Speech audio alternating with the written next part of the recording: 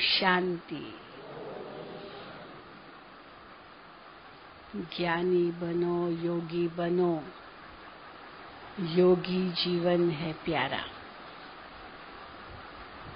बाबा कहते हैं तुम्हारा सारा जीवन ही योगी जीवन है।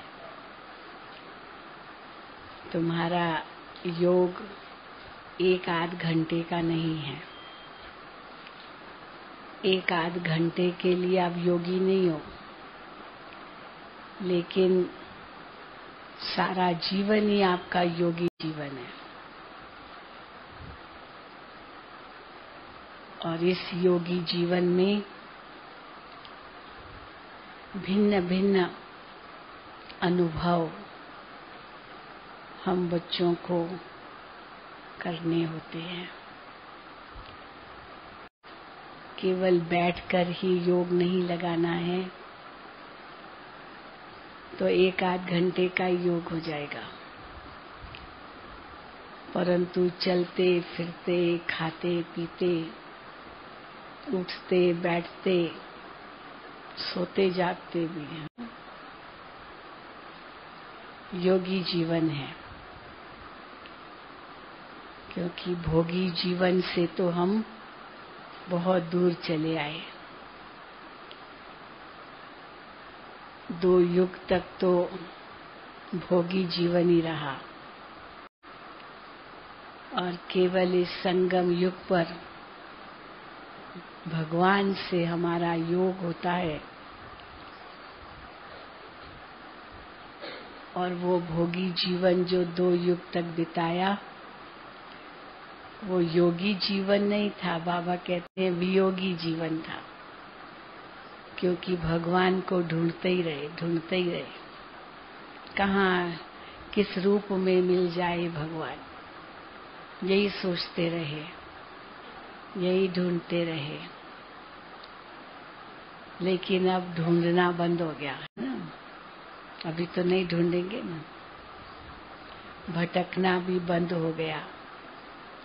लेकिन अभी हम क्या गाते हैं? पाना था सो पा लिया, अब काम क्या बाकी रहा। यही है ना सबके दिल की आवाज कि अभी और भी कुछ पाना है। भविष्य में तो बहुत कुछ पाना है, लेकिन अभी कुछ भी और नहीं चाहिए। बाबा मिला माना सब कुछ मिला, ऐसे होता है महसूस।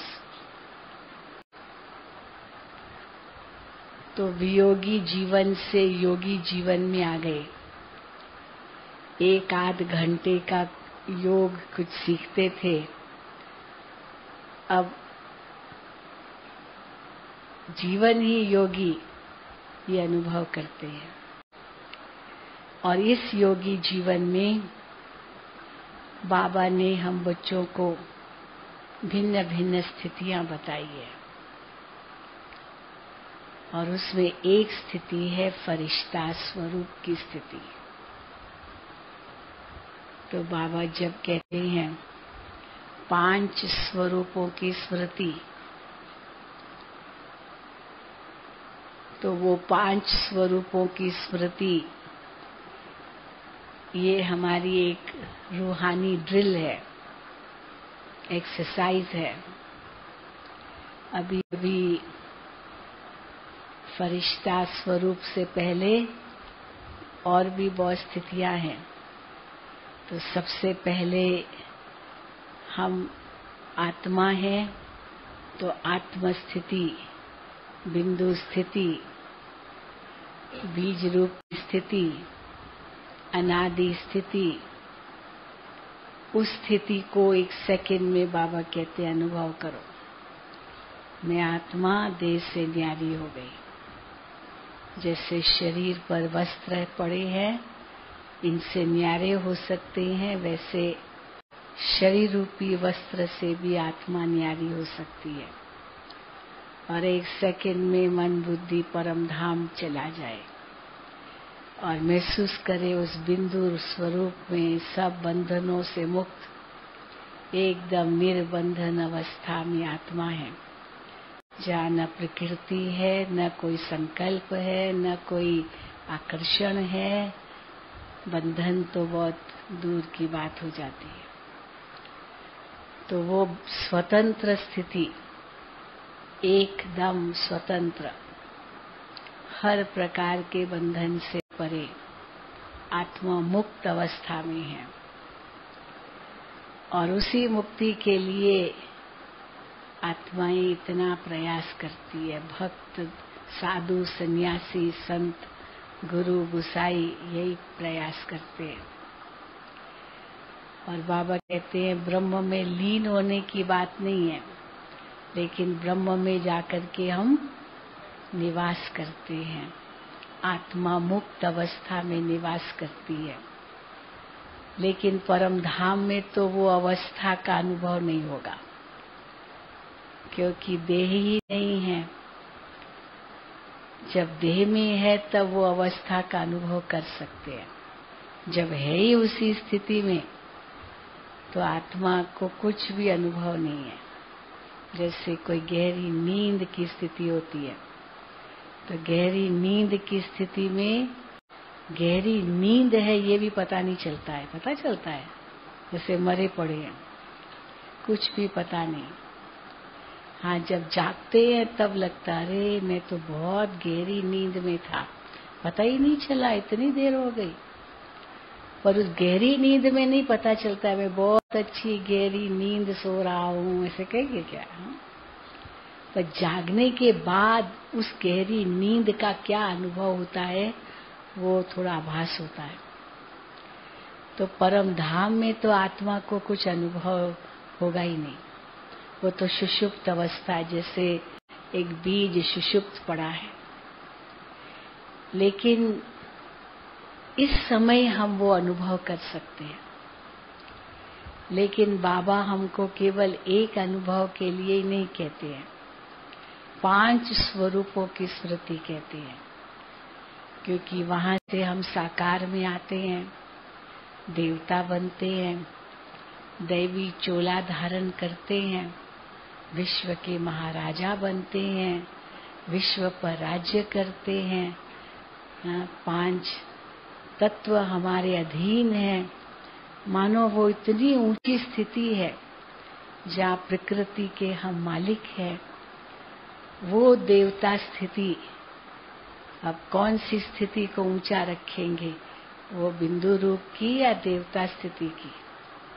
हाँ, देवता स्थिति की, क्योंकि साकार में हैं हम। साकार में तो अनुभव होते हैं, लेकिन फिर भी क्योंकि भोगी जीवन का कुछ अनुभव नहीं है। और उस स्थिति परम धाम में जो आत्मा बिंदु रूप में थी, उसका भी कोई अनुभव उस समय तो कुछ भी याद नहीं है। इसीलिए उस दैवी स्थिति में भी ये दैवी स्थिति है हमारी, ये भी पता नहीं है, क्योंकि एक ही स्थिति है, एक जैसे ही है सारे। कंपैरिजन, भेंट तो है ही नहीं। कोई भेंट हो कि वह असुर भी हो तो पता चले कि ये असुर है या ये देवता है।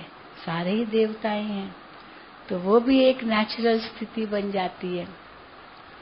लेकिन फिर बाबा कहते हैं उस स्थिति से पार होने के बाद फिर द्वापुर में जब आते हैं तो पूज्य स्थिति है। वो हमारे ही पूज्य स्वरूपों की पूजा होती है। लेकिन उस हम भक्त रूप में और पूजा अपने पूर्वजों कहो या अपना ही पूज्य स्वरूप कहो, उनकी पूजा करते हैं, तो वो हमारा ही पूज्य स्वरूप है। वो पुजारी को तो पता नहीं है ना, पता नहीं है। लेकिन अब हम अभी जानते हैं कि जिन देवी देवताओं को हम पूज रहे हैं ये हमारा ही पूज्य स्वरूप है। द्वापर युग में पूज्य स्वरूप में आए और पूजा हुई हमारी। फिर संगम पर आए तो ब्राह्मण स्थिति में। अब इस ब्राह्मण स्थिति में जब हम हैं तो ब्राह्मण के बाद जो फरिश्ता बनने वाले हैं उसका भी और 3 स्वरूपों का अनुभव सारे कल्प में किया, उन सब का हम अनुभव कर सकते हैं केवल एक ब्राह्मण स्वरूप की स्थिति में ही। इसी ब्राह्मण स्वरूप की स्थिति में ही बिंदु रूप की भी स्थिति, देवता रूप की स्थिति, पूज्य रूप की स्थिति, फरिश्ता रूप की स्थिति और संगम युगी ब्राह्मण की तो है ही है। तो इसीलिए बाबा कहते ये ब्राह्मण जीवन अमूल्य जीवन है। देवताओं से भी ये ब्राह्मण जीवन अमूल्य है, क्योंकि इस समय हमारे सामने सारा ही कल्प स्पष्ट है। चारों ही युग तो क्या 5 ही युगों का हमारे पास ज्ञान है, साथ साथ 3 लोकों का ज्ञान है। त्रिकालदर्शी, त्रिलोकीनाथ, त्रिनेत्री हम इस समय बनते हैं। लेकिन ब्राह्मण जीवन से भी ऊंचा जीवन वास्तव में फरिश्ता जीवन है, फरिश्ता स्थिति है। क्योंकि फरिश्ता स्थिति में जो ब्राह्मण जन्म में या जीवन में कुछ ऊंचाई नीचाई अनुभव फिर भी होती है, वो फरिश्ता स्थिति में नहीं है। क्योंकि फरिश्ता स्थिति संपूर्ण स्थिति है, लाइट का शरीर है, प्रकाशमय काया है, डबल लाइट स्थिति है। आत्मा भी हल्की तो जो फरिश्ता शरीर है वो भी हल्का लाइट का। तो लाइट के 2 अर्थ बाबा बताते हैं, एक लाइट माना प्रकाश और दूसरा लाइट माना हल्का। वो दोनों स्थिति हम फरिश्ता स्थिति में अनुभव कर सकते हैं। तो जब भी हम योग में बैठते हैं, चाहे हम चलते फिरते उठते बैठते भी अनुभव करते हैं, तो फरिश्ता स्थिति का अनुभव हम कर सकते हैं। तो इस ब्राह्मण जीवन में ही वो स्थिति का अनुभव हो सकता है। भले ऊंचाई नीचाई भी होती है, बाबा कहते हैं विष्णु के 4 अलंकार वो तुम्हारे हैं, तुम ही इस संगम युग पर इनका स्वरूप बनते हो। शंख ज्ञान की ध्वनि करते हो, स्वदर्शन चक्र चलाते हो, गदा से विकारों को मारते हो, कमल फूल समान जीवन में रहते हो। ये तुम्हारी स्थिति है, तुम्हारे अलंकार है, लेकिन ये हमको नहीं मिले हैं। क्योंकि कभी कभी हम क्या करते हैं, गिरा देते हैं। कभी हाथ में है, कभी गिरा दिया। जैसे हाथ में कोई चीज है और अचानक गिर गई, होता है ना, कई बार गिर जाती है। तो गिर गई तो पता भी नहीं चलता है गिरी। कई बार हम लोगों के रुमाल हाथ में रहते हैं, तो हाथ खुला, पता ही नहीं चला कब गिर गया रुमाल। रुमाल गुम होते रहते हैं। तो हाथ में कोई चीज हो और कब गिरी हाथ से पता ही नहीं चला, तो ये 4 अलंकार भी ऐसे गिरा देते हैं। क्योंकि क्यों गिरा देते हैं? क्योंकि उल्टा चलते हैं। ज्ञान शंख बजाने के बजाय पर चिंतन का शंख बजाना शुरू कर देते हैं। स्वदर्शन चक्र चलाने के बजाय पर दर्शन चक्र चलाना शुरू करते हैं ना। आरती करते तो ऐसे करेंगे ना, ऐसे तो नहीं करेंगे। दाएं से बाएं नहीं जाते हैं। कैसे करते हैं आरती? बाएं से दाएं, ऐसे। कईयों को पता नहीं होता, तो आरती तो उठाई तो उनको पता नहीं होता यहाँ से करना है या यहाँ से करना है, तो ऐसे करते। फिर नहीं ऐसे नहीं करो, ऐसे करो। ये है राइट वे में, बाएं से दाएं की ओर। तो इसीलिए स्वदर्शन चक्र भी आरती किसकी निशानी है? ये भी स्वदर्शन चक्र की निशानी है। बीच में दिया रखते हैं ताकि मैं आत्मा स्वदर्शन चक्र फिराऊं। तो इसीलिए स्वदर्शन चक्र फिराने की बजाय क्या हो जाता है, परदर्शन चक्र उल्टा चलने लगता है ना? तो बाबा कहते हैं तो स्वदर्शन चक्र गिरा देते हैं, फिर गदा भी गिरा देते हैं। माया जीत की बजाय माया से हार खा लेते हैं। कमल पुष्प के बदले कमल दंडी बन जाते हैं, कीचड़ में चले जाते हैं। तो बाबा कहते हैं तुम बच्चों को नहीं देते हैं, क्योंकि तुम्हारी अवस्था ऊपर नीचे होती है।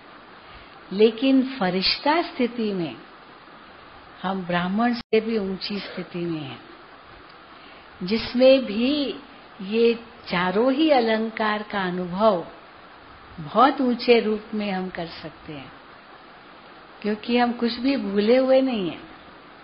जैसे ब्रह्मा बाबा अभी फरिश्ता स्वरूप में हैं। ब्रह्मा बाबा को तो कितना नशा चढ़ गया जब उनको ये पता चला कि मैं ही फरिश्ता बनने वाला हूँ, मेरा ही संपूर्ण स्वरूप सूक्ष्म वतन में है। गुलजार दादी ने सबसे पहले सूक्ष्म वतन का साक्षात्कार उसने ही किया सबसे पहले। उसके पहले तो विनाश का साक्षात्कार होता था, स्वर्ग का साक्षात्कार होता था, श्री कृष्ण का होता था, ज्योति का होता था, परमधाम का होता था। लेकिन सूक्ष्म वतन का साक्षात्कार जो था वो सबसे पहले गुलजार दादी ने किया। हाँ, मालूम है ना कि कैसे वो सबसे पहले माना जैसे गई तो एकदम से सफेद सफेद दुनिया देखी। हजारों चंद्रमाएं अगर उनकी चांदनी को मिलाया जाए तो जैसे एक चांदनी चारों तरफ फैली हुई, वो अनुभव इसने किया। परम धाम का अनुभव तो करती थी, सुनहरा लाल प्रकाश, ये चांदनी का अनुभव। और एकदम इतनी सुंदर वो स्थिति, वो वातावरण था। जैसे फुल मून जब होता है तो उसके नीचे क्या अनुभव होता है, जैसे सिल्वरी लाइट, चांद की लाइट वो सिल्वरी लाइट होती है।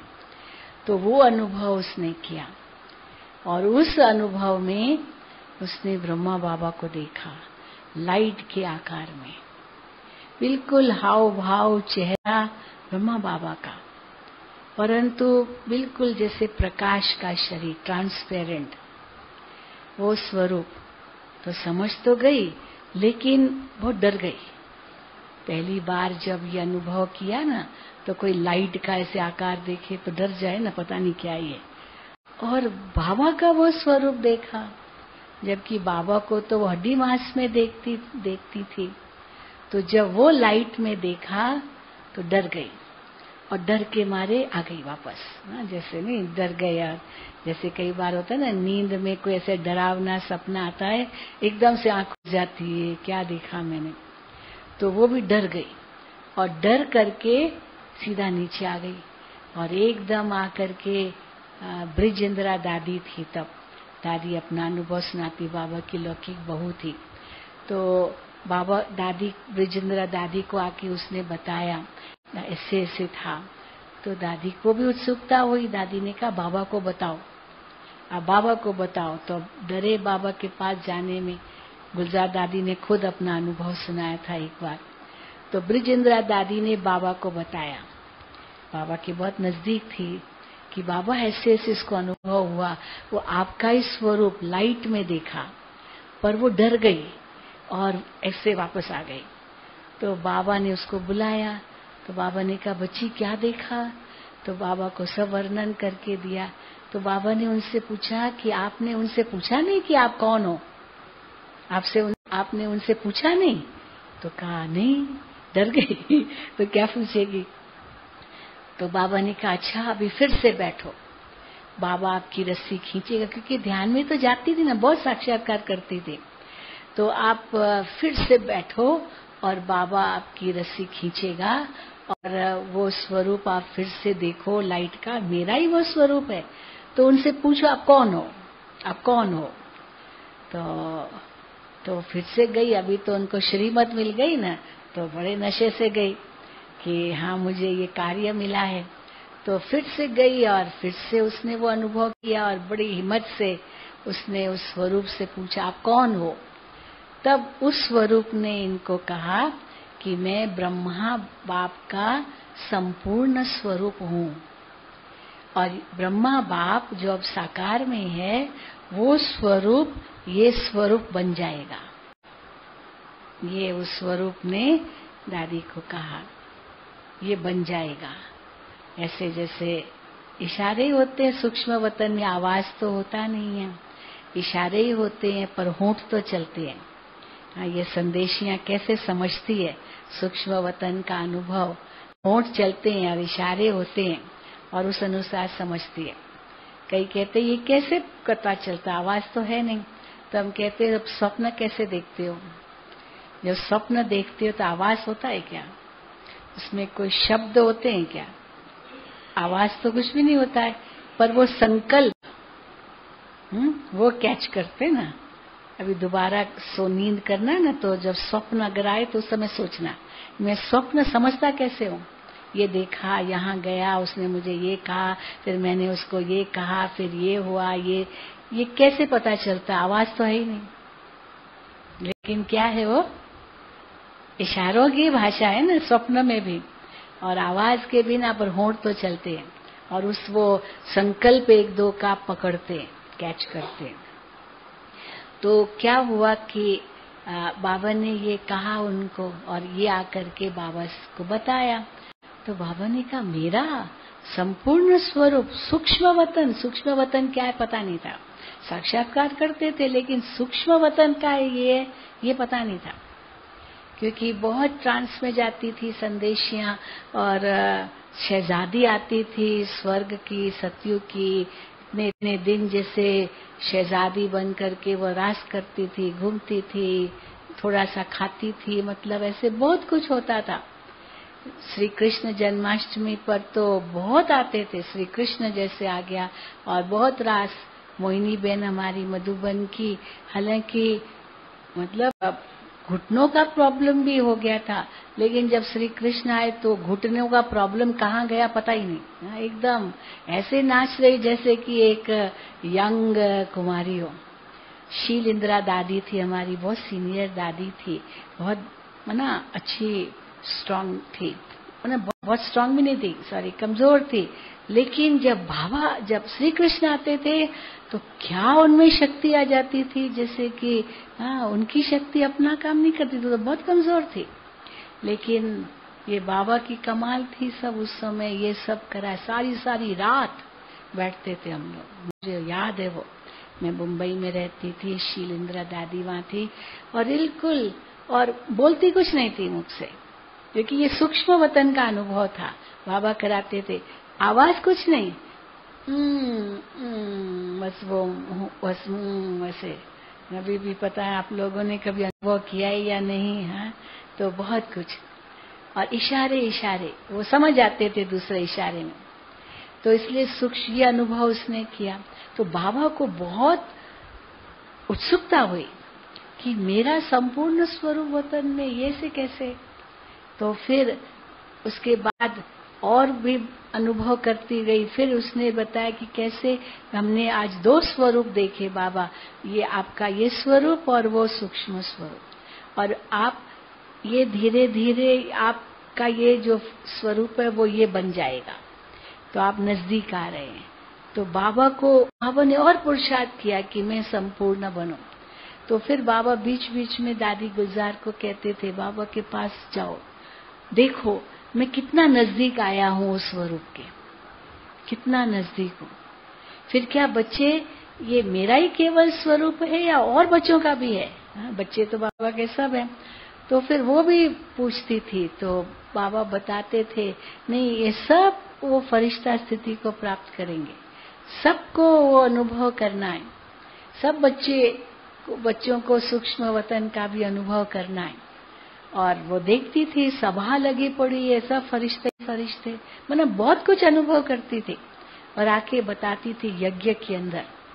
पहले तो स्वर्ग के अनुभव होते थे, वो साक्षात्कार जो स्वर्ग के होते थे वो आकर के यहाँ पर ड्रामा करते थे, साकार में आके वो ड्रामा करते थे। अब ये सूक्ष्म वतन का अनुभव जब होने लगा तो भी कुछ पता नहीं ड्रामा करते होंगे या नहीं, परंतु वो सबको बहुत अच्छा लगता था सूक्ष्म वतन का अनुभव। तो फरिश्ता बनना ये हमारी अव्यक्त अवस्था है, जिसमें व्यक्त के सारे भाव खत्म, लेकिन ज्ञान पूरा है, समझ पूरी है, संपूर्ण पवित्रता का अनुभव पूरा है, और मनसा द्वारा सेवा, जो आज बाबा ने कहा कि आपको कहीं भी जाने की जरूरत नहीं है, पर आप विश्व कल्याणकारी बन सकते हो। एक स्थान पर रहते सारे विश्व की सेवा कर सकते हो। कैसे कर सकते हो? मनसा द्वारा। जैसे बाबा मिसाल देते एक सैटेलाइट। मैं इसका मिसाल क्यों देती हूँ? क्योंकि मुझे याद है 1980s में एक विदेशी बहन ने दादी प्रकाशमणि से ये प्रश्न पूछा, क्योंकि बाबा की मुरलियों में बहुत आता था कि बच्चे आपको सारे विश्व की सेवा करनी है, सबको बाबा का संदेश मिलना चाहिए, कोई भी कोना रह न जाए, सबको बाबा का पैगाम मिले कि बाप आया हुआ है, बाप आया हुआ है। तो वो बहन ने दादी से पूछा, हम उस समय क्या फॉरेनर्स आते थे, मैं ट्रांसलेशन करती थी, बहुत बुद्धि उनकी चलती थी। तो दादी से प्रश्न किया, मेरे से पूछा, तो मैंने कहा क्या प्रश्न पूछा कि बाबा तो ये कहते हैं कि सारे विश्व को संदेश देना, पर दुनिया तो कितनी बड़ी है, कहाँ कोने कोने में, पहाड़ों में, जंगलों में, पता नहीं कहाँ कहाँ लोग बसे हुए हैं, सबको कैसे बाबा का संदेश मिलेगा? सबको तो मिलना तो ये तो असंभव जैसा लगता है। उस समय टीवी वीवी का कुछ भी नहीं था, दूरदर्शन भी नहीं था, ये उस समय की बात है। तो दादी ने, तो फिर मैंने कहा अभी मुझे भी नहीं पता, क्योंकि उस समय मनसा सेवा ये भी कुछ इतनी बातें नहीं थी। तो मैं दादी के पास लेके गई उसको, मैंने कहा दादी जी ये प्रश्न पूछ रही है कि सारे विश्व को संदेश कैसे मिलेगा? तो दादी उस समय थोड़ा चुप रही, और फिर दादी ने कहा कि मैं ऐसे समझती हूँ कि कुछ ऐसा विज्ञान आविष्कार करेगा, और वो कोई चीज होगी जो जैसे आकाश में होगी, और वहां से कुछ ऐसे धरती पर आएगा और सबको वो संदेश मिलेगा। मतलब दादी अपने शब्दों में दादी ने कहा, माना टीवी का माध्यम, क्योंकि ये सैटेलाइट जो है वो तो ऊपर होती है ना, और वहां से फिर धरती पर रिले होता है, तभी तो इतने देशों में पहुंच सकता है आजकल जो ये चैनल्स है। एक आपके रिमोट कंट्रोल से सारी दुनिया के चैनल्स आप देख सकते हैं। ये कैसे संभव है? क्योंकि वो सैटेलाइट काम कर रहे हैं जो धरती से ऊपर है। तो इसीलिए तो दादी जी ने वो सैटेलाइट शब्द तो नहीं कहा, लेकिन कहा कुछ ऊपर होगा, और वहां से ये धरती पर आएगा। तो जैसे ऊपर से कोई चीज आती है तो सब तरफ फैल सकती है ना, तो उस हिसाब से ये संदेश जरूर पहुंचेगा, घर घर में पहुंचेगा, ये दादी ने कहा। तो उस समय तो बेचारी सेटिस्फाई हो गई, लेकिन प्रश्न तो था कैसे होगा, क्या होगा। तो खैर तो क्या हुआ कि तो वो तो सब पूरा हुआ, लेकिन अब हम समझ सकते हैं कि इसका राज क्या है। वो सैटेलाइट द्वारा टीवी का माध्यम, तो वो तो हम देख रहे हैं टीवी के द्वारा कैसे बाबा का संदेश सारे विश्व में जाता है, और केवल अलग समय पर नहीं, उसी समय डायरेक्ट जाता है। मुरलियां बाबा की हम सुनते थे पहले, तो बाबा की मुरली चलती थी, और वो मुरली टाइप होती थी, फिर लिथो होती थी, फिर पोस्ट होती थी, वो 10 दिन के बाद जाके पहुंचती थी, फिर 10 दिन के बाद वो मुरली सुनते थे। और आजकल उसी वक्त डायरेक्ट इंटरनेट के माध्यम से सब कुछ डायरेक्ट है। तो और अब ये तो विज्ञान का साधन है। राज बाबा ने मुरली में क्या कहा? साइलेंस की शक्ति, वो तो और ऊंचा काम करेगी मनसा सेवा के द्वारा। तो फरिश्ता स्थिति क्या होगी? ये मनसा स्थिति की शक्ति होगी, जो अभी हमको अनुभव करनी है।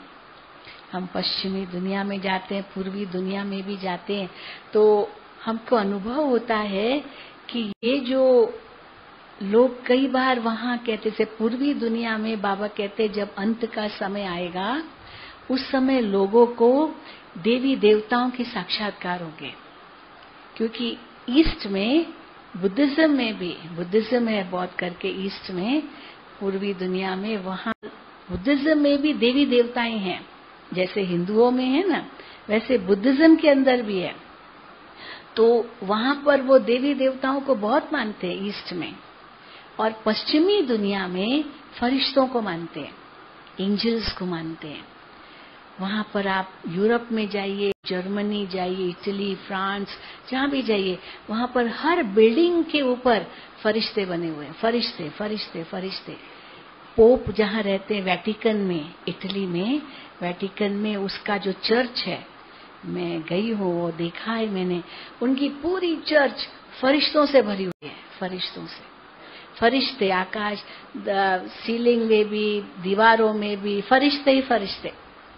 और वहां जैसे ये अपना शिव बाबा है ना, तो वहां उनका जो मेन जो स्थान है रोम का, जहां पर वेटिकन है, पोप रहता है, तो वहां एक बहुत बड़ा जैसे बिल्कुल अपना शिव बाबा जैसा है। और उसमें बहुत लाइट की किरणें हैं, इतनी किरणें हैं, और एक एक किरण को एक एक फरिश्ता ने पकड़ के रखा है। माना वो किरण, उस लाइट से वो किरणें निकल रही है और वो फरिश्ता चारों तरफ है और किरणें पकड़ के, जैसे वो किरणों के साथ ही है वो फरिश्ते, और वो शक्ति जैसे ले रहे हैं।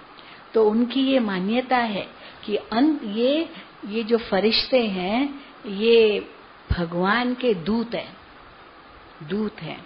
और ये दूत अंत के समय बहुत मदद करेंगे। तो जैसे बाबा भी कहते हैं कि अंत के समय इनका साक्षात्कार होगा। वहां पर एक एंजल है जिसका नाम है गार्डियन एंजल।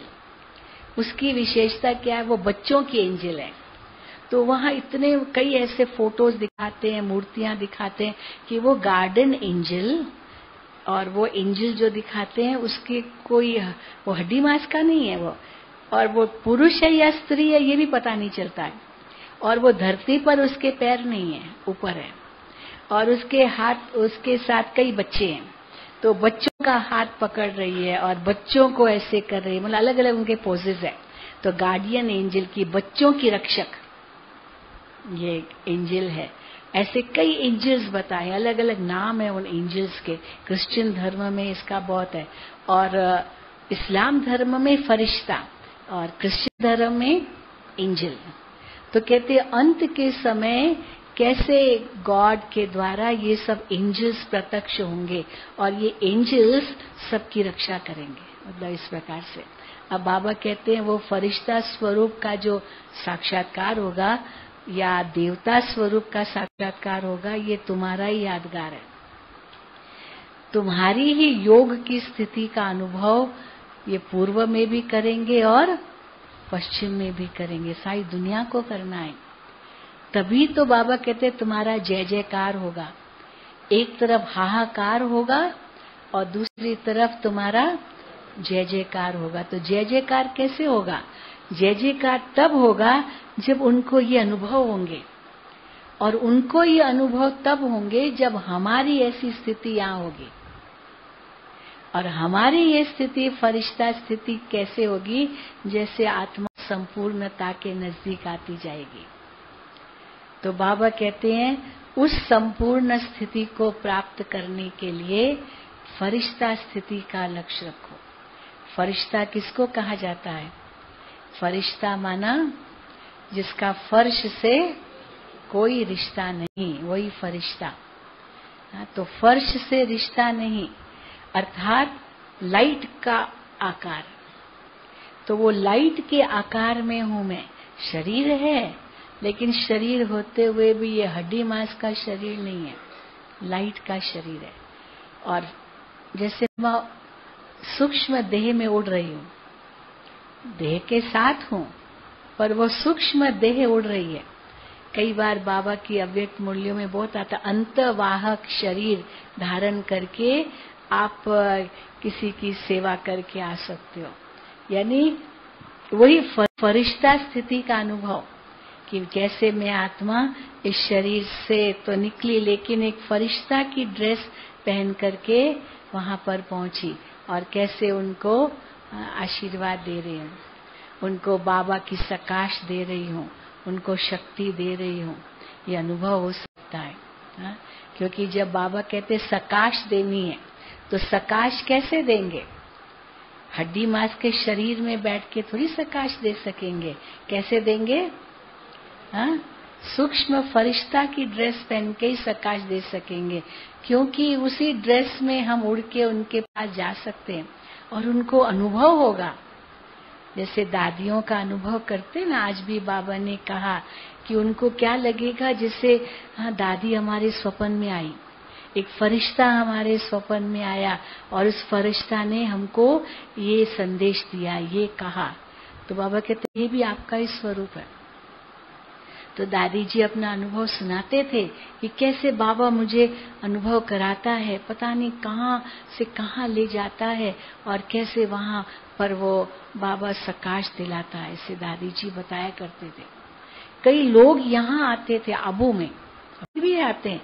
वो कहते कि हमको कुछ ऐसा अनुभव हुआ और स्वप्न आया, सफेद सफेद मकान है, सफेद सफेद मकान, और वो सफेद सफेद मकानों में आसपास सब सफेद सफेद जैसे फरिश्ते घूम रहे हैं, सफेद वस्त्रधारी, सफेद सफेद मकानों में। और जैसे हमको आवाज आती है कि आबू में जाओ, आबू में जाओ। आबू, आबू कहाँ है पता नहीं, कभी नाम नहीं सुना। और भारत में जाओ, आबू में जाओ। तो भारत में आते हैं, आबू पूछते आबू कहाँ है। तो जब वो आबू में आते हैं तो जैसे उनको प्रेरणा मिलती है, यहाँ नक्की लेक तक पहुँचते हैं। ये कहाँ है? सफेद सफेद मकान, सफेद सफेद फरिश्ते कहाँ हैं? हाँ, तो फिर वो देखते हैं, वो यहाँ जैसे उनको वो खींच कर चले आते हैं और यहाँ आते ही देखते हैं, यही देखा था मैंने, यही देखा था। इस सफेद सफेद मकान, सफेद सफेद वस्त्रधारी फरिश्ते। तो सचमुच वो खींच के चले आते और अपना अनुभव सुनाते हैं कि जैसे वो जो मैंने अनुभव किया वो मुझे यहाँ खींच कर ले आया। पता नहीं आप लोगों ने, किसी ने किया ऐसा अनुभव? किया है? है? कुछ किया है किसी ने? नहीं, आपने किया है? क्या अनुभव किया है? मैं जब सीए कर रही थी आर्टिकल, उस समय मैं 93 में आई थी संपर्क में, लेकिन बाबा को मैं बचपन में देखती थी।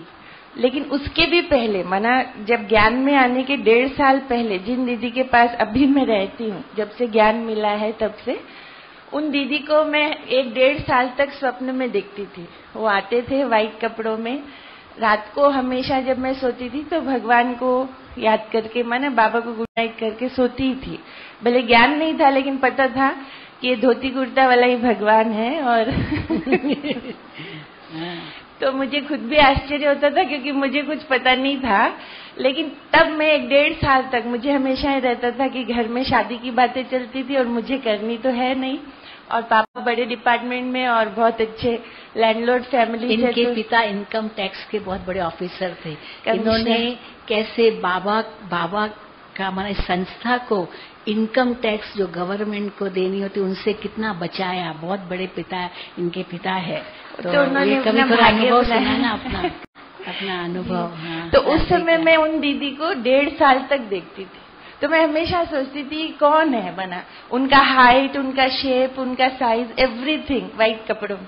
और चेंज हो गया था, माना बाबा मुझे गुड नाइट करे उसके बदले वो दीदी आ जाती थी गुड नाइट करे। तो मुझे बहुत सवाल चलता था, बाबा आप अपना रूप क्यों बदले हुए हो, आजकल आप क्यों नहीं दिखते हो? लेकिन दिखती वही थी हमेशा। और बाद में जब मैं सेंटर पे आई तब मैंने देखा कि मैं जिनको सेम सिटी में मैं देखती रही हूँ इतने समय तक, क्योंकि वो टाइम मेरा ऐसा था जब मैं भगवान को बोलती थी अभी मुझे जल्दी से रास्ता बताओ, क्योंकि ये भी पूरा होने वाला है, प्रोफेशन भी पूरा होने वाला है, घर वाले पीछे पड़े हुए, तो मुझे जो करना है उधर जाना है अभी। तो ये तो पक्का था। तो उस समय ये चेंज हो गया था। तो फरिश्ते में माना हम आपस में भी एक दो को देखते हैं, कई बार देखती हूँ, आर्यन दादी हैं, कई बार देखती हूँ, और एकदम चेंज हो जाता है उस समय। वो जो लाइट रहता है, उनका क्या भावना है, क्या फीलिंग है, वो क्या दे रही हैं, क्या चाहती हैं, हम सबको क्या कह रही हैं, वो भी दिखाई पड़ता है और बहुत सुंदर अनुभव होते हैं। वो मिलन जो होते हैं ना, वो इतने पूर्ण मिलन होता है कि उस समय आपको माना तृप्ति की जो सेटिस्फेक्शन का हाइट होता है, डेप्थ होता है, इंटेंसिटी होती है, वो फुलेस्ट होती है। तो टोटल आप जितना चाहते हो, ऐसे लगता है जैसे जो आपका भोजन कैपेसिटी होता है उतना, एक दो टुकड़ा भी कम खाओ तो लगता है ना हम भूखे हैं, कुछ चाहिए। लेकिन वो जो बाबा कहता है कि संपूर्ण मिलन या संपूर्णता की अनुभूति, वो सूक्ष्म में बहुत सुंदर होती है। वो फरिश्ता स्थिति का अनुभव है जी। अब ये स्थिति हर एक को अनुभव करनी है। कैसे करेंगे अनुभव? कैसे करेंगे अनुभव? एक तो अंतर में पहले बिल्कुल आत्मा संतुष्ट हो। थोड़ी भी इच्छा है तो ये स्थिति का अनुभव नहीं कर सकेंगे, जिसको बाबा कहते हैं इच्छा मात्रम अविद्या। सतयुग में तो इच्छा क्या होती है ये तो कुछ पता ही नहीं है, लेकिन संगम पर भी इच्छा मात्रम अविद्या स्थिति रहे। और जब इच्छा मात्रम अविद्या स्थिति होगी तो एक सेकंड में फरिश्ता स्थिति का अनुभव कर सकते हैं। देह से न्यारी स्थिति, त्याग तपस्या की स्थिति, और उसमें शरीर भले है लेकिन शरीर होते हुए भी अपनी तरफ ये शरीर खींचता नहीं है। ये प्रकृति का शरीर, हड्डी मांस का शरीर अपनी ओर खींचता है। जैसे किसी मतलब दर्द है कहीं तो वो खींचता है अपनी तरफ। पेट में दर्द है, टांगों में दर्द है, पीठ में दर्द है, खींचता है। हाँ, तो इसीलिए कई क्या समझते हैं कि पहले शरीर को ठीक करो फिर जाके मन को ठीक करो। और बाबा क्या कहते हैं? पहले किसको ठीक करो? पहले मन को ठीक करो, क्योंकि मन अगर ठीक है तो कहा जाता ना, मन चंगा तो कठौती में गंगा। आपकी कठौती में गंगा बहेगी, इतना पवित्र धारा बहेगी, बस मन अगर आपका ठीक है। और मन कैसे ठीक होगा? अंदर में अगर इच्छाएं भरी पड़ी है तो मन कभी भी ठीक नहीं होगा। तो इसलिए कई बार बाबा कहते हैं ना, इच्छा की बजाय क्या सोचो? इच्छा नहीं, लेकिन अच्छा बनना है, अच्छा बनना है। ये इच्छा भले रखो, ये शुद्ध इच्छा है, ये शुभ इच्छा है, मुझे अच्छा बनना है। जैसे बाबा को इच्छा थी मुझे संपूर्ण बनना है, मुझे संपूर्ण बनना है, ये इच्छा थी, बाकी और कोई इच्छा नहीं थी। ब्रह्मा बाबा का लौकिक में हम देखते हैं, बाबा को कोई कमी नहीं थी अपने जीवन में, लेकिन क्या इच्छा थी? सत्यता को जानने की इच्छा। सत्य क्या है? ईश्वर क्या है? हम कौन है? क्यों है यहाँ? क्यों ये दुनिया बनाई? और यही अक्सर करके बाबा पूछते थे अपने गुरुओं से, लेकिन बाबा को कोई संतोषजनक जवाब नहीं मिलता था। और जैसे बाबा को साक्षात्कार हुए, ये सब हुआ, ये दुनिया तुमको बनानी है और ये तुम बनने वाले हो, तो बाबा की सब इच्छाएं पूरी हो गई। ये मैं बनने वाला हूँ, तो इस कलयुगी दुनिया में बाकी क्या रखा है? मैं तो ये बनने वाला हूँ। तो खोज जो वो भी पूरी हो गई और प्राप्ति का अनुभव बाबा ने किया। और तब उसको फरिश्ता स्थिति मेरी है, ये बाबा को अनुभव हुआ। तो इसीलिए केवल बाबा का ही ये स्वरूप नहीं होगा, हम सबका भी है वो फरिश्ता स्वरूप। पर उसका आधार क्या है? आधार क्या है? इच्छा मात्रम अविद्या। दूसरा आधार क्या है? सर्व आकर्षणों से परे, क्योंकि जो सर्व आकर्षणों से परे होगा वही फरिश्ता कहलाएगा। अगर इस साकार दुनिया के आकर्षण है, क्योंकि इच्छाओं में आकर्षण भरे हुए ना, तभी तो इच्छाएं हैं। इच्छा माना आकर्षण भरा हुआ है। अगर इच्छा है, आकर्षण है, तो फंसे हुए हैं, और फंसे हुए हैं तो धरती पर है। इसीलिए बाबा हमें यही कहते रहते, बच्चे इच्छा मात्रम अविद्या। पाना था वो पा लिया, अभी काम कुछ भी बाकी नहीं रहा, बस एक ही इच्छा है, अब घर जाना है, नई दुनिया में आना है। घर जाना है, नई दुनिया में आना है। एक आंख में रखो मुक्ति और दूसरी आंख में रखो जीवन मुक्ति। तो वो संपूर्णता की स्थिति फरिश्ता स्थिति है। वो संपूर्ण दुनिया दिखाई दे। बाबा कहते आंखों के सामने आपको दिखाई दे और घर आपको दिखाई दे। जैसे किसी के, जैसे हम आबू आते हैं ना, आबू रोड आते हैं, तो जब तक ट्रेन में है आबू तो अभी दूर है दूर है दूर है कि आबू रोड कब आएगा इंतजार करते हैं। फिर वो क्या, वो दीवार आती है, पहाड़ आते हैं, हाँ? तो पता चलता है कि अभी आबू रोड के नजदीक आ गए हैं, क्योंकि पहाड़ नहीं तो होते नहीं, पर आबू के नजदीक ये अरावली पहाड़ दिखाई देते हैं। और फिर दीवार आती है, बस आबू आया कि आया कितनी होती है। तो बाबा कहते इन आंखों के सामने वो दिखाई दे कि हाँ वो घर जा रहे हैं, नई दुनिया में आ रहे हैं, बाबा के साथ उठ रहे हैं और कैसे एक सेकंड में न्यारे बन जाते हैं। ये स्थिति का अनुभव हो। बीज रूप बिंदु स्वरूप तो एक सेकंड में ला करके फिर तो आना ही है साकार में, लेकिन ये फरिश्ता स्वरूप का अनुभव आप चलते फिरते कर सकते हैं। कैसे चलते फिरते कर सकते हैं? खाते हैं तो भी ये सोच सकते हैं मैं फरिश्ता खा रहा हूँ। फरिश्तों का भोजन कैसा होगा? देवताओं का भोजन तो 56 प्रकार का कभी थोड़ा थोड़ा खाएंगे, पर फरिश्ते क्या खाते होंगे? क्या खाते होंगे? फरिश्ते की ड्रेस कैसी होगी? लाइट की ड्रेस। फरिश्ता देखते कैसे होंगे? फरिश्ता सुनते कैसे होंगे? फरिश्ता चलते कैसे होंगे? हाथ कैसे उनका चलता होगा? हाँ, हम दादियों के हाथ देखते हैं, ब्रह्मा बाबा के, मम्मा के हाथ देखते थे, कमाल थी, लगता ही नहीं था कि हड्डी है भी। इतना कोमल लगता है बस दादी का हाथ पकड़ के रखे, और इतना ढीला नहीं तो कोई टाइट पकड़ा तो लगता था पता नहीं, इतना कोमल हाथ। हाँ, नहीं तो किसी के हाथ होते ना इतने कड़क होते हैं, क्योंकि बहुत फिजिकल काम बहुत किया होता है, बर्तन बहुत मांजे हैं, कपड़े बहुत धुलाई किए हैं, तो कई माताओं के हम हाथ देखते एकदम कड़क होते, एकदम जैसे पत्थर जैसे हाथ होते हैं, क्योंकि फिजिकल काम बहुत किया है। परंतु बाबा के, मम्मा के, दादियों के, दादी जानकी के भी अभी हम हाथ देखते, इतने सॉफ्ट जैसे मुलायम कोमल, बिल्कुल रुई की तरह। तो बहुत अच्छा लगता है, गुदगुदी जैसे नहीं, ऐसे इतना प्यारा लगता है। शुरू में भी जब बाबा चलते थे तो सबकी दिल होती थी हम बाबा का हाथ पकड़े, मम्मा का हाथ पकड़े, दादी का हाथ पकड़े। हाँ, क्योंकि हाथ पकड़ना मना, वो वाइब्रेशंस आते थे। इसलिए देखो, पांव पड़ना, हाँ, हाथ जोड़ना और कहना कि भाई आशीर्वाद करो, सिर पर हाथ रखवाना, ये सब वाइब्रेशंस आते हैं। तो दादियों से वाइब्रेशंस आते थे, बाबा से वाइब्रेशंस आते थे, मम्मा से वाइब्रेशंस आते थे। दादी जी का जो अंतिम स्वरूप, वो फरिश्ता स्वरूप हमने अनुभव किया। क्योंकि कैसे अनुभव होता है, हम बहुत संकल्प लेकर के जाते थे, दादी जी से ये पूछेंगे, दादी से ये पूछेंगे, दादी के पास जाएंगे, दादी से ये कहेंगे, लेकिन जैसे ही दादी के पास आते थे सब कुछ भूल जाता था, लगता था बस दादी को देखते ही रहे। बाबा के साथ भी ऐसा अनुभव था।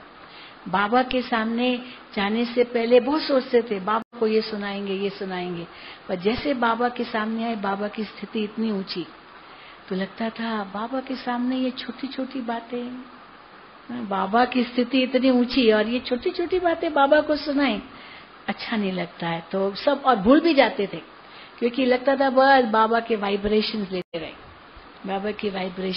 रहे। ये फरिश्ता स्थिति है। तो दादी जी से भी हमने अनुभव यही किया, जानकी दादी से भी यही अनुभव करते, सब भूल जाते हैं। जैसे बुद्धि ब्लैंक नहीं हो जाती है, लेकिन इतनी भरपूर, इतनी न्यारी, इतनी प्यारी स्थिति हो जाती है, जो लगता है बस जो दादी देवे, बाबा देवे, बस वो धारण करना, ग्रहण करना है, इन जैसा बनना है, बस यही लक्ष्य होता है। तो खाली दादियाँ, बाबा, मम्मा थोड़ी, हम सबको बनना है। बाबा तो विश्व कल्याणकारी है, हम भी मास्टर है। जो गुण बाबा के वो सब अपने बच्चों में भरते हैं। तो इसीलिए एक एक को ये अनुभव करना है कैसे 1 सेकंड में आत्मा न्यारी बन जाए। कहाँ पहुंच जाओ मनसा से और कहीं भी जा करके उनको सकाश दो, तो ये फरिश्ता स्थिति का बहुत सहज अनुभव कर सकेंगे। और सबसे सुंदर समय है सुबह का समय, अमृत वेले का समय। हाँ, उस समय ये अनुभव कर सकते हैं, करा भी सकते हैं। अब ये समय हो गया है, मुझे कहा कि 6:25 के अंदर पूरा करना है, क्योंकि 6:30 बजे वहाँ ये फिर से ओम शांति भवन में पहुंचना है। अभी अनुभव करके देखना, ओम शांति भवन में आप जाना, 3rd संडे है, आज इंटरनेशनल योग है, तो सारी दुनिया को देखना, सकाश देना, दे सकते हैं। देखना। चलो ओम शांति, जाएंगे। हाँ, 6:30 बज रहे हैं। ओम शांति। अच्छा, सभी को अच्छा लगा ना? बहुत अच्छा। हाथ हिला के बताओ कितना अच्छा है, सीधा वाला हाथ। हाँ, बहुत अच्छा लगा। वैसे दीदी आपकी पूरी क्लास में तो बहुत अच्छा योग का ही अनुभव हो रहा था। और सुबह डॉक्टर सतीश गुप्ता जी ने जो आपको बताया, अभी दोनों में कोई प्रॉब्लम तो नहीं है ना? स्पष्ट हो गया ना? दीदी ने बहुत अच्छी तरह से हर अवस्था बताया डॉक्टर सतीश। एक्चुअली क्या था, वो जल्दी में थे तो बहुत सारी बातें उनको सुनानी थी, तो बीच बीच में कुछ कट कर देते थे। तो मैंने कहा कि कंफ्यूज नहीं होना, वो डॉक्टर है ना, तो अव्यक्त अवस्था में वो चाहे तो एक्सरे भी देख सकते हैं। तो उन्होंने कहा था कि शरीर में हड्डियां भी होती है, दिखती है मना, पर वास्तव में वो देखते हैं तो दिखती है। आप समझ गए? अव्यक्त अवस्था में कुछ भी देख सकते हो, लेकिन जो दीदी कह रही है फरिश्ते का स्वरूप, उसमें केवल समझो इसको आप लाइट बना दो, ऐसे दिखता है, वो कवर्ड दिखती है, उसमें कोई आप ऐसे नहीं देख सकते हो। लेकिन हाँ, नहीं दिखती है, हड्डियां दिखती नहीं है, एक्सरे नहीं है, क्योंकि लाइट है ना वो। लेकिन उनके कहने का भाव ये मैंने बताया, मैंने कहा गलत मत समझ लेना, वो डॉक्टर है और जल्दी में, और कर वो देखना चाहो तो अलग बात है, वो दिखता है। किसी को प्रॉब्लम है क्या है तो वो तो दिखता है ना, बहुतों को। देखना अलग बात है और होना अलग बात है। ठीक है, तो जो दीदी का स्पष्टीकरण है वो ध्यान रखेंगे और इतने हल्के होके ही जाएंगे। हैं, ठीक है। ओम शांति। थैंक यू दीदी।